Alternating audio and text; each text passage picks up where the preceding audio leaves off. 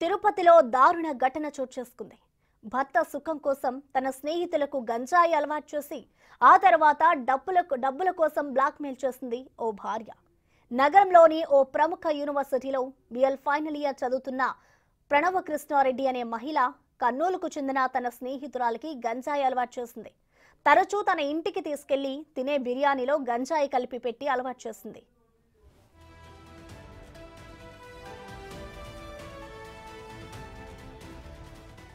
అయితే ఆ యువతి గంజాయి మత్తులో ఉన్నప్పుడు తన భర్త కృష్ణ కిషోర్ అత్యాచారం చేయించి స్వయంగా వీడియోలు తీసింది భార్య ప్రణవ్ కృష్ణారెడ్డి. తర్వాత ఆ వీడియోలు ఫోటోలు యువతి అన్నకు కుటుంబ సభ్యులకు కాబోయే భర్తకు పంపి డబ్బుల కోసం బ్లాక్మెయిల్ చేయడం మొదలుపెట్టారు భార్యాభర్తలు.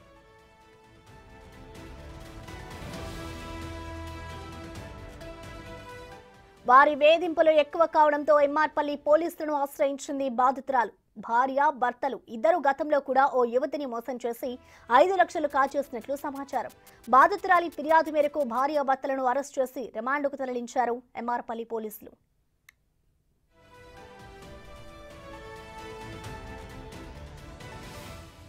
దీనిపై మరింత సమాచారాన్ని మా ప్రతినిధి దామోదర్ అందిస్తారు. దామోదర్, చెప్పండి, ఈ ఘటనకు సంబంధించిన డీటెయిల్స్ ఎలా ఉన్నాయి దామోదర్?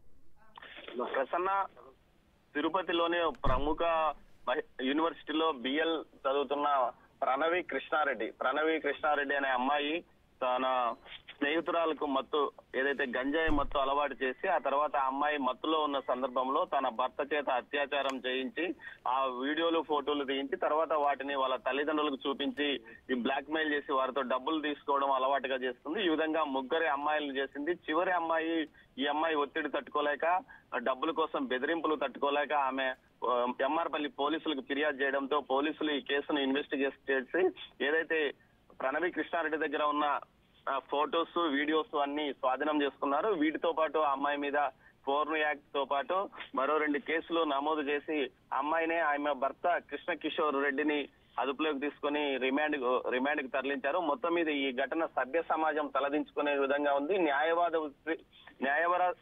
వృత్తికి సంబంధించిన కోర్సు చదువుతున్న అమ్మాయి ఈ విధంగా దిగజారిపోయి డబ్బుల కోసం సొంత స్నేహితురాలనే మీదనే ఇట్లా ప్రయోగం చేయడాన్ని అందరూ తీవ్రంగా నిరసిస్తున్నారు. ఈ విషయం ఆ యూనివర్సిటీలో తెలియడంతో ఆమెను సస్పెండ్ చేస్తూ ఇప్పటికే యూనివర్సిటీ అధికారులు ఒక నిర్ణయం తీసుకున్న నేపథ్యం. మొత్తం మీద ఈ ఘటన తిరుపతి నగరంలో సంచలనం కలిగించింది. అయితే పోలీసులు బాధితుల యొక్క వివరాలు బయటకు తెలియజేయకూడదని రహస్యంగా ఈ విషయాన్ని ఉంచారు.